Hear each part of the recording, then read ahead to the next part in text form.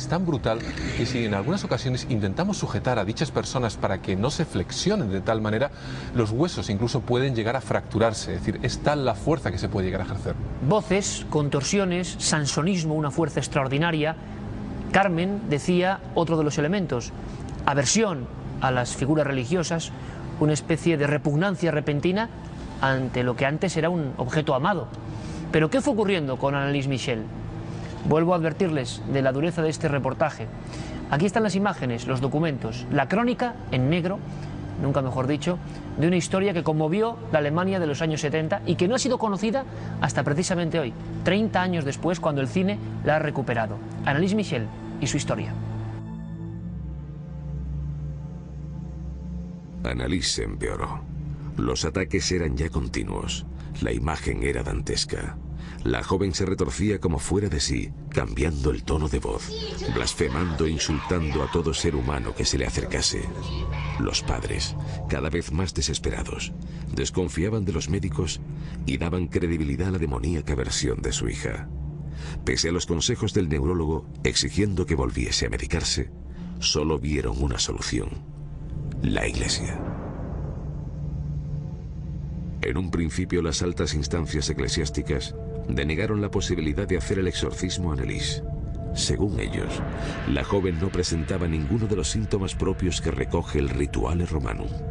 Es decir, hablar en idiomas desconocidos, exhibir una fuerza física desproporcionada, manifestar repulsión por objetos sagrados y conocer hechos muy distantes en tiempo y espacio.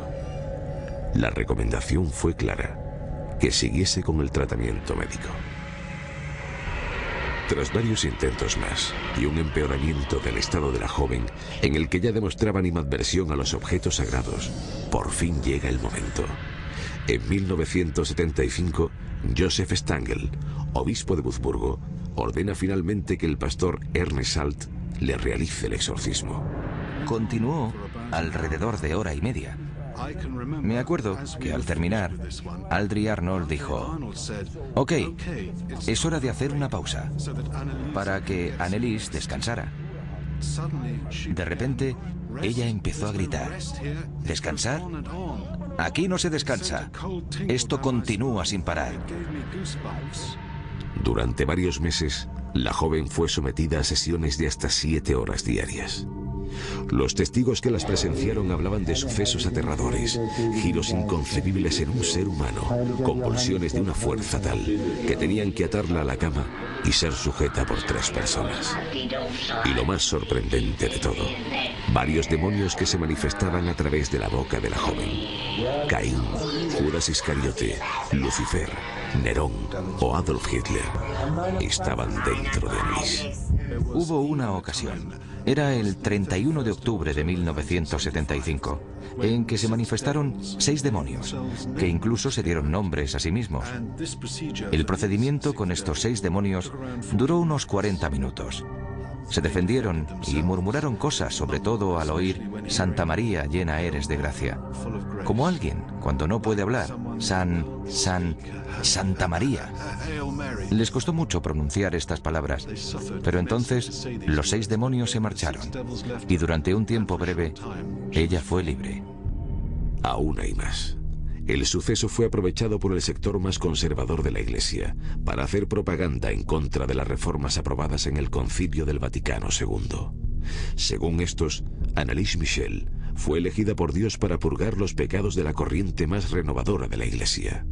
Cintas con el escalofriante sonido de los gritos de la joven durante los exorcismos fueron hábilmente repartidas por las iglesias de Alemania. He realizado miles de exorcismos y de estas cintas he escuchado las suficientes.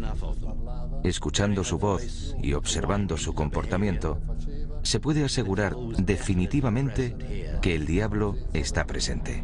Con 31 kilos de peso, con neumonía y síntomas de inanición, completamente magullada y demacrada, con las rodillas rotas por las 600 genuflexiones que le obligaban a realizar diariamente, Anneliese Michel no aguantó más y murió un 1 de julio de 1976. El suceso sacudió salvajemente a la opinión pública alemana. Los padres y los sacerdotes que realizaron los exorcismos fueron llevados a juicio acusados de homicidio negligente y condenados a 6 meses de prisión.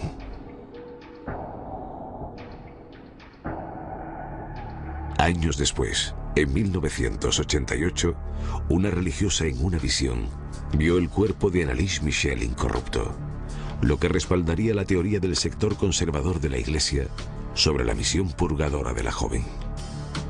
El impacto en la sociedad fue tal que se exhumó el cadáver en busca de pruebas, ante el asombro y la indignación generalizada. A día de hoy, este es el último desagravio que sufrió Annalise. Una joven para muchos endemoniada y para otros simplemente enferma, cuya triste existencia fue poseída no solo por el maligno, y que antes de irse de este mundo tuvo un gesto que sirve de epitafio a lo que fue su vida. Annalise miró a su madre y le dijo: tengo miedo.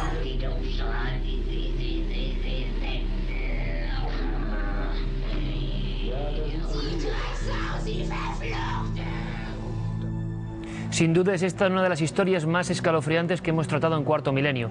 La triste crónica de la vida de una mujer que se creía endemoniada y, lo que quizás sea peor, que su entorno efectivamente compartía esa creencia ancestral. Una creencia que viene desde que el hombre es hombre, desde el principio de los tiempos, pero que no comprendemos a estas alturas del siglo XXI. Carmen, lo que es extraño, porque hay que decir y dejar muy claro que la Iglesia hoy en día, cuando se acerca a examinar a los supuestos endemoniados, suele ir acompañada de un psiquiatra. Debe ir siempre. Y además es que es un mínimo porcentaje los casos que simplemente se estudian.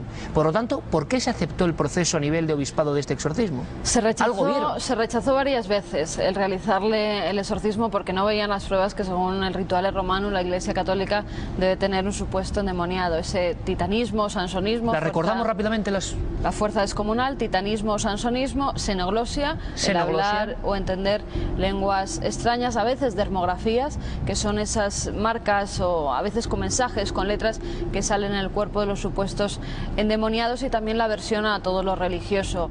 En este caso sí que Annalise Michel, en una de esas peregrinaciones, como hemos visto en el reportaje, empieza a no querer acercarse a lo religioso, las estampas, a las vírgenes, y no solamente eso, empieza a comer arañas, moscas, todo tipo de insectos que encuentra por su casa, por el campo, allí donde estuviera. Entonces la gente es testigo de todos estos fenómenos, incluso de ver, observar cómo ingería, se bebía los propios orines que ella acababa de hacer en el suelo, y es cuando la Iglesia ya en ese momento decide que sí, que algo malo tiene en su cuerpo, que hay un demonio, y no solamente uno, como decía el sacerdote, dicen que llega a haber 6 demonios dentro del cuerpo de esta chica. Una de las imágenes que seguramente más ha impresionado de este reportaje que elaboraban nuestro compañero Gerardo Peláez y Santiago Camacho era la imagen de estos ojos abultados, de estas laceraciones, un rostro completamente desfigurado. José Miguel, estos son autolesiones e incluso se habla de automutilaciones. Es muy probable, de hecho, en algunos estados psicóticos. Si atendemos a la idea de que no está poseída por el demonio, se da este tipo de situaciones. La persona se autoagrede, en muchas ocasiones se golpea con los puños la cara, o puede incluso golpear Esto es con un puño en la propia cara. O la cabeza, incluso contra, por ejemplo, una pared, o debido a las caídas que pudiera tener al suelo. Incluso me da la impresión que se aprecian diversas fracturas dentales, quizá por objetos que en un momento dado pudiera golpearse con ellos la boca. El extremo de llegar a alimentarse de insectos o cualquier otro tipo de ser repugnante para cualquier persona en su sano juicio, también en muchas ocasiones es un extremo que alienta la idea de padecer algún tipo de enfermedad mental, algún tipo de psicosis, que cuando ya está en un estado muy avanzado puede rozar incluso los límites de la demencia, en los cuales ya también evidentemente todas las facultades están alteradas. Las voces, Carmen, voces, grabaciones de esta muchacha que eran diferentes de otras que hemos escuchado en varias ocasiones. Realmente llega a hablar en un idioma desconocido, en un idioma que nunca pudo aprender, en lenguas ya muertas. ¿Realmente hay algo extraordinario en esas voces o solo hay impresión? Fue hasta tal punto impactante, incluso después del juicio, que estas cintas se llevaron al Vaticano. Muchos de los exorcistas oficiales de Roma las estudiaron. Veíamos a Gabriela Mort. Efectivamente, veíamos a Gabriela Mort, y a partir de ahí es cuando se empieza a contar con la posibilidad de hacer un nuevo ritual romano, de modificar